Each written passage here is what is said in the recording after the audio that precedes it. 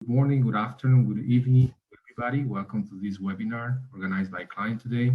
I have the honor and I'm very excited to be sharing some of the key findings of our recently published study, which basically was covering the electrification, the ongoing electrification of electric vehicles and other technological disruptors and how those will have an impact on the long-term demand for passenger cars motor oils. Before doing that, I would like just to mention a few things about Kline, about our company. I think that many of you are familiar with that. We are a recognized global management consulting and market research firm. We offer distinct services in various of our business units, from market research reports up to more proprietary business and management consulting. Today's presentations is based on, as mentioned, in the PCMO 2040 study. That study was basically capitalizing on the village that we were able to build in the long trajectory of clients of the SHA report. And we're covering different type of sustainability related topics, as you can see here in this slide. Moving forward, I just like to start by saying a few words about the scope and the methodology of this study, of this report. So you have a perspective of what is the different type of regional coverage and also the methodology that we applied in this exercise. So first of all, as you can see, we have covered about 15 country markets. As you can see, those together account for about 70% of the global passenger car motor oil demand in 2020. Those markets are across all the regions. In there, it consists of a number of, the diversity of countries from developed, mature markets in Europe and North America up to emerging countries in Southeast Asia and in the Pacific as well. Also in terms of why we have chosen these markets from the EV's point of view, those markets are not only the ones leading the EV sales, but also are the ones that are basically having a big potential to undergo a quick EV transformation, a quick electrification in their passenger vehicle fleets, essentially. Moving forward in the next slides is just a few words about the methodology. It was a very complex exercise in terms of the quantitative analysis that we have done here, but it's in summary in this slide is basically showing you the approach that we took for this analysis. So we made use on the client's proprietary demand model that was run for each individual country. So the model is very, simple but not simplistic, and it's very, easy to use. It's a very user friendly. So on the left side, we basically have the model input is the area in the Excel sheet model. We enter any type of metrics, basically any measurable things that will have an impact on the battery electric, of the electric vehicle penetration in general, and secondly, in the passenger car motor oils or PCMO demand. So we have 4 different variables here. Most importantly, those are passenger vehicles growth, train intervals, oil train intervals, some size, and the last one is basically the electric vehicle population. In this case, and given the fact that, as you may recognize, is the element with the highest level of uncertainty, we run 3 different scenarios: low, medium, high, depending on a number of assumptions that are related to the governmental incentives, the promotions, or the legislation in a given country, and also considering the level of technological progress in the automotive sector in that country. Then we have certainly the outcome of that, the model output that is on the right side on the slides. So basically we have one single data, but all of them, they are related to one specific variable. So for example, you have here PCMO demand 1. That is basically the calculation of the PCMO demand market, where the model is only taking into account the car population, the first one, the passenger vehicle growth, and all the other three remaining variables remain constant and change, basically. Progressively, we have done the same exercise with PCMO demand 2, PCMO demand 3. The model is calculating everything, actually. We don't have to do anything, but it's only the model that is adding one variable in leaving one or two, unchanged. And finally, we have the PCMO demand 4, which is basically taking into account all the aggregated effect of the four variables mentioned here. The idea of this is basically to provide you or to distinguish the lever or the magnitude of each of those levers have on the PCMO demand. So it basically helps us to isolate what is the effect, the pure effect of electrification of passenger electric vehicles, without taking into account, some size and the other variables there. So this is about the methodology that we have used. Then we also analyze in a more general way what are the different type of factors and the mega trends that have triggered the entire transition to electric mobility. So one of the main concerns of our days is basically sustainability. A number of governments around the world are concerned to reach a certain level of carbon neutrality in the next 2 decades. To sustainability concerns are connected, basically the level of how the different governments around the world are engaging to reaching those sustainability targets or objectives. So some of them, they have already implementing regulations that are banning the use of internal combustion engines in highly congested large urban agglomerations with a high level of air pollution. Also, there are, and that's more importantly for the penetration of electric vehicles, they are implementing certain type of incentives of subsidies that are of direct or indirect nature. On the other hand, we have also the barriers that are still preventing for a much higher or faster deployment of electric vehicles technologies, and so then there are certainly the still high prices, the high premiums for electric vehicles, and the battery as well, battery technology related issues like the range anxiety, charging infrastructure, but also concerns related on the level of incremental electricity demand to be used to power those vehicles. And the inherent question whether the incremental electricity will be of green nature or not.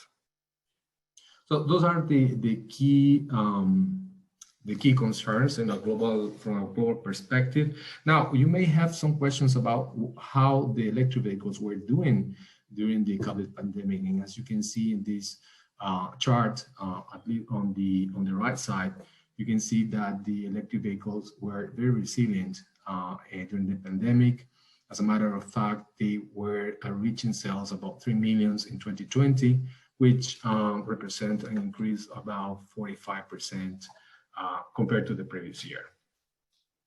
That's in contrast with the decline of 22% displayed by electric vehicles by internal combustion engines on the left side. And that tells a lot about the trends, about that the propagation of electric fluids is a thing that it will be permanent, and most of the factors that were driving the resilience of electric vehicles are mentioned here. Certainly, the reiterated financial and fiscal stimulus from the governments, the Green Deal in Europe, the improved new energy vehicles policies in China, but also from the market point of view, there is an intensified consumer focus and concern about improving and contributing to sustainability issues, basically. Obviously, that goes in hand with the faster technological advancements, especially in the field of the battery technology, which is the Gordian knot, basically, of the electric vehicles and the electric vehicles development. Moving forward, I would like to share the first results from our long-term forecast for the population, first for electric vehicle population, and then we will connect to the passenger car or the PCMO demand. So in 2020, we have estimated that electric vehicles, meaning battery electric vehicles, but also hybrid vehicles and plug-in vehicles, account for about a little bit less than 3% of the overall passenger vehicle population in these 15 countries.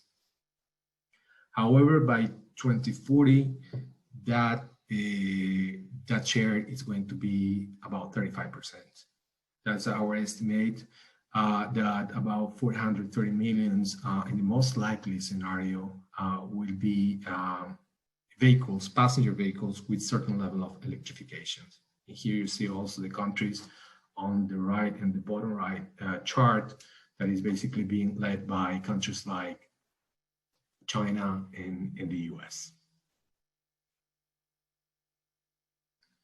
Now, moving forward, in terms of the distribution by the different electric vehicles, powertrain technologies and countries, so you can see clearly that in 2040, we have about half of those 430 million will be battery electric vehicles. Within, we include also fuel cell vehicles, and the other half would be equally shared by hybrid electric vehicles and plug-in electric vehicles. No doubt that for China, US will be the leading players, the leading markets for full electric, battery electric vehicles. In the case of hybrids, we have that the top 3 countries like US, Japan, and China account also for 64%. And in the case of plug-in electric vehicles, that is a more consolidated market. The top 3 countries, China, US, and Germany account for about 75%. Now, before moving to the next slide, I would like just to put at your attention on poll questions we have prepared, right, Ramin, for the audience. Yes, we would like to ask you, and I'll be launching this question now. Please indicate the country with the highest EV market penetration in the world, in your opinion. And it would be really good if you would all participate so we can understand your thoughts on this. I'll give maybe a minute. Wow, the participation is really great. That's good. So, a few more seconds, and I'll end polling. I think we have a clear winner, Charbel. I'm ending polling now. So it's over back to you. All right, so we have here, thank you, Ramin. China, we have 60% of the respondents say that China has the highest EV market penetration, followed by Norway, 39%, Russia, 0%, South Korea, 4%, United States, 11%. Yeah, good results. I think that I'm very interested. Let me move to the next slide then to show what our exercise, the results from our study.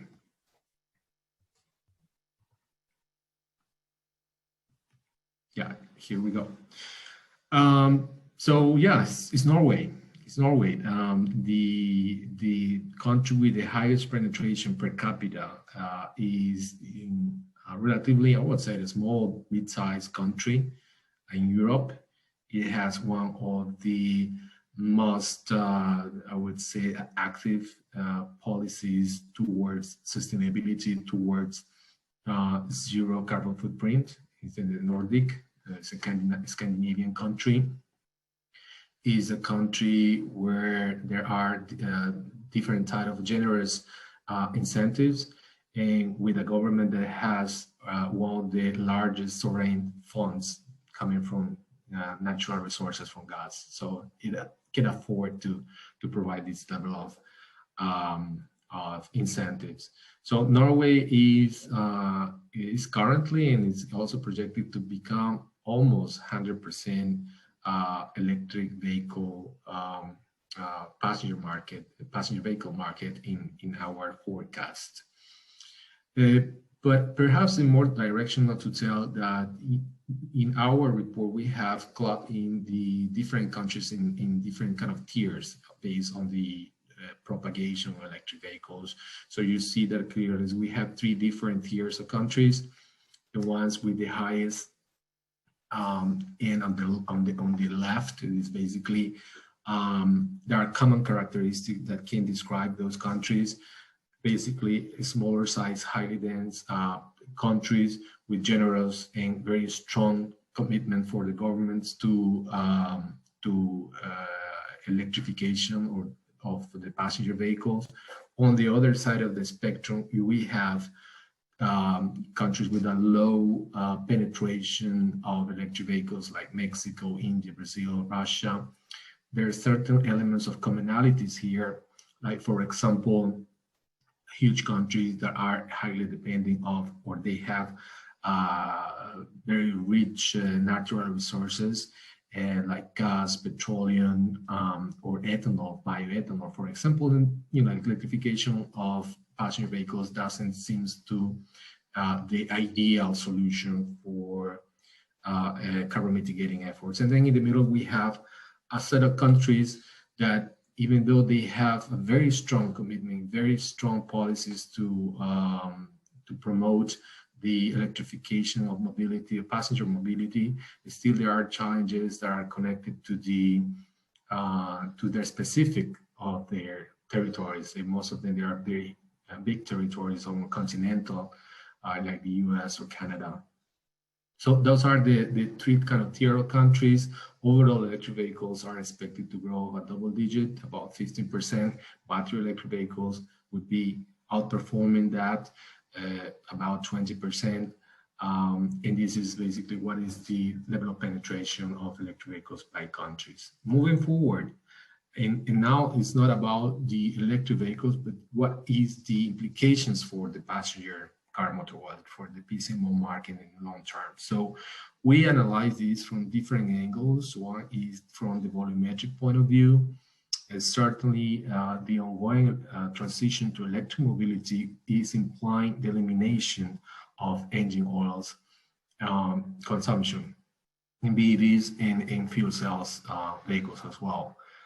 On the other hand, in parallel, there is also emerging a new niche of markets that will be fully dedicated to electric vehicles. So there is a question on whether or not those, these emerging needs will be able to compensate the loss in the engine oil front for battery electric vehicles. And on the qualitative part, we have that is also the promotion or the accelerated shift towards premium type of products, fuel economy, viscosity grades, for example. On the right side, we have basically the different scenarios on how the PCMO market will grow in the forecast period of time, and the different scenarios. So the most important one is here on the bottom. You have, the PCMO demand will grow at a compound annual growth rate of about 0.8% under business as usual situation, meaning that, keeping theoretically the penetration of electric vehicles constant, frozen at 2020 level. And then you have the evolution on how the CAGR for PCMO will, evolve based on low, mid, or high EV penetration. So you see that the highest impact is on the high EV penetration. Based on our study, we say that the most likely under the most likely scenario, the CAGR or the growth for PCMO will be at 0.2%. It will decrease. So overall, this 1% decline is directly linked to the ongoing diffusion propagation of electric vehicles. It will be translated, or it will translate into about 1 million tons of engine oils loss in the next 2 decades. Over the next 2 decades, we're talking. This is for regarding the emerging market. Basically, what is the parallel market that is emerging? The opportunities that can be found on this growing population for electric vehicles. So we have really a very interesting high margin market here that will be basically addressing those 3 key concerns that are currently preventing the faster growth of electric vehicles, that are cost, driving range, and the cooling part as well. So we see that might be some decline of PCMO, but also there will be some increase of interest in demand for dedicated engine oils, especially for the growing PHEVs and hybrid vehicles population. Ride sharing in autonomous vehicles, those are the other 2 technological disruptors that that might have certain level of synergy with the electrification of personal mobility, and that's why we included also in our analysis. At the current stage, we can say that it's still premature to somehow quantify the level of the implications of those 2 technologies in the long-term PCMO demand. However, we've been observing certain trends and also monitoring what is the impact of the latest events on ride sharing in autonomous vehicles. So especially in the case of ride sharing, there was a market or a business that was witnessing a very high levels of popularity over the last years. The millennials prefer this type of mobility. However, the outbreak of the COVID-19 incurred into serious damages into this market because of the very aggressive lockdowns imposed by the government, restrictions of personal mobility. In some countries, ride sharing was even banned to be used, or only used under cases of emergency, for example. Overall, the market was damaged because also, even when those restrictions were lifted, people were still were afraid of the contagions on using vehicles that are being shared by many consumers, basically. So there is a very hard situation, very difficult times for the ride-sharing business. However, they also show a lot of resilience in this concern. They have looked for opportunities in other businesses offering, engaging in food delivery services. And a number of companies have come up with the concept of cost restaurants to promote food delivery. Whether or not this will be a temporarily or permanent change in the consumer behavior is something to see. In the case of the autonomous vehicles, that's also a sort of contradictory effects that the COVID has in this area as well. Because on the other hand, social distancing policies were promoting the use of driverless rides, for example. These are areas that are having or depending very much on investments, and certainly it's been observed that the investor has a bigger appetite for projects that are providing returns in the short term rather than in the longer term. So that is some areas that might be perhaps dampening the evolution of autonomous vehicles in the short, medium term.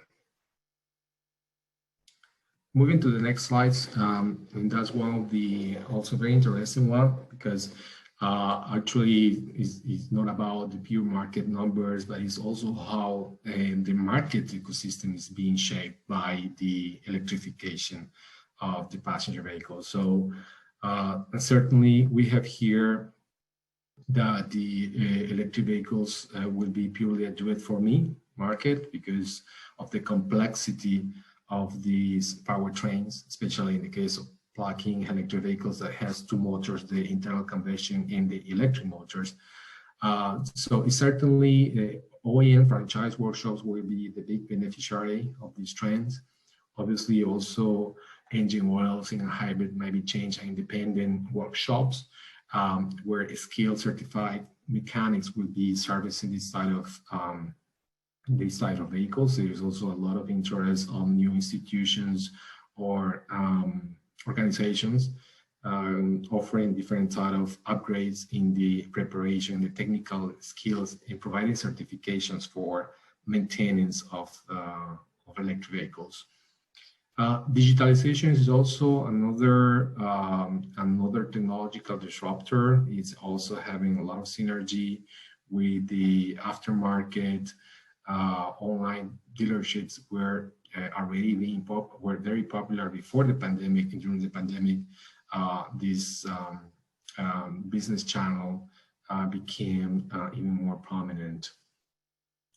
Most of the EVs also have onboard diagnostic sensors with algorithm that will alert the car owner to seek maintenance. So everything is becoming smarter, connected, and faster, basically. And we are, I believe, in the final slides, the key takeaways for this exercise, this report. So I summarize it into 5 different pillars or sections, I would say. First of all, the internal combustion engine is still the dominant powertrain, and it will become or remain the dominant powertrain in the next 2 decades. Even at higher levels, electric vehicle population will be more than 50% by 2040. The automotive aftermarket is embracing also the new era of electric mobility. Secondly, in terms of the volumetric demand, we see that the EV expansion, the expansion of electric vehicles will certainly have a negative effect on the demand for consumption of passenger car motor oils. That negative effect would be more pronounced in the longer term.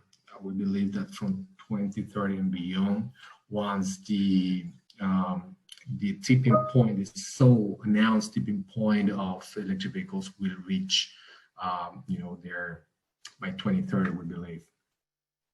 In terms of the value-wise, demand for low viscosity synthetic engine oils will benefit from the transition to hybrid and plug-in. And also, once we are close to that tipping point, we have a bigger demand also for dedicated products to be used on electric vehicles. Regional-wise, in terms of the countries, there is certain level of the levels of how the PCMO market will be affected, and certainly EVs has the potential to exacerbate, to aggravate the already flat market in developed and mature markets in North America, in Europe, where on the contrary, in countries with anticipated mid-low EV penetration, PCMO demand will be less affected. As a matter of fact, we can see that there will be still a robust growth for PCMO in the next 5-10 years, and it still will see a certain level of demand, a positive trend, even in the longer term.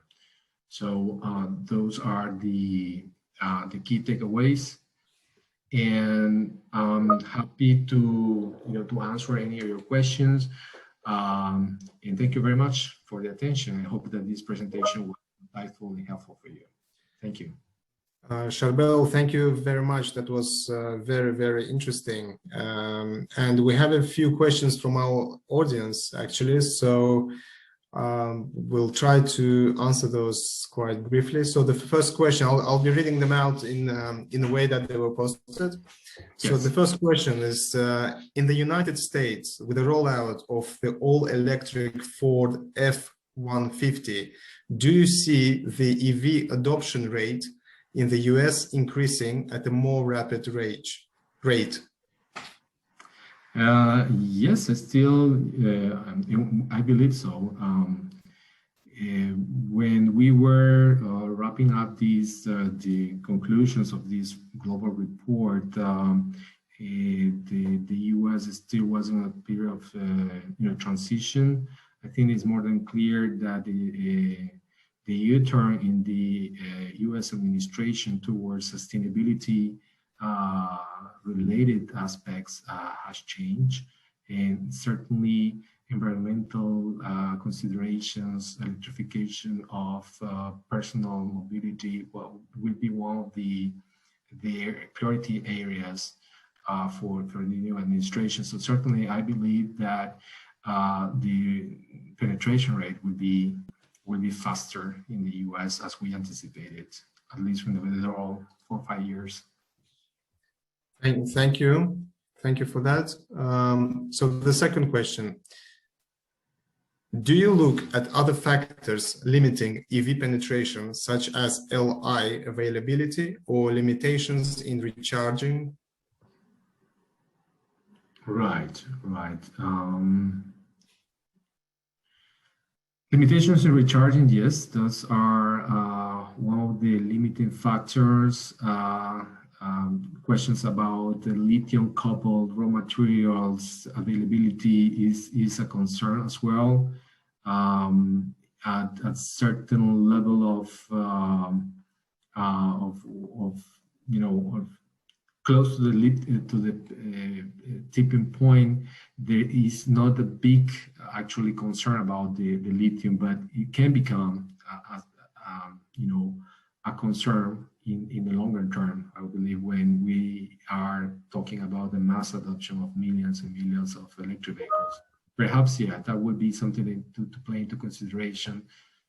Battery recycling and how to improve or make that a challenge, an opportunity is another concern as well that we can see in that could be a barrier for electric vehicles penetration. The type of electricity to be used, that could be also another concern. Although we see there are a number of projects in place in Europe and certainly also in the US and California to promote the use of clean hydrogen that could be used also to produce electricity and also for fuel cells, battery electric vehicles. But yes, those are also some of the other negative factors. Okay. Thank you for that, Charbel. So the next question, to calculate the penetration of BEV in 2040, did you just extend the growth rate of 2020?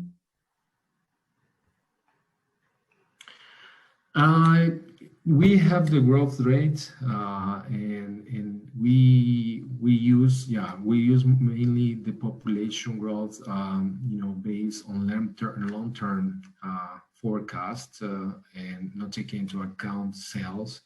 But that is something that we can, discuss and perhaps implementing in the model. But we use basically the extrapolation of the population for battery electric vehicles. Perhaps a way in how to differentiate that the different type of penetrations were based on the scenarios that we used. But yeah, that's a very good comment. We can, there's a good point to take into account for the next editions. Thank you very much, Charbel. And that's really all that we have time for. And that's the end of our session. And I would like to thank you, Charbel, first of all, for interesting and a very beneficial presentation. Also to all of our attendees today, thank you for being with us during this time. And if you have any further questions or suggestions, please email us or contact your account manager. And please watch out for more webinar invitations in the coming weeks. And that's it for now. Thank you and goodbye. Thank you, everybody.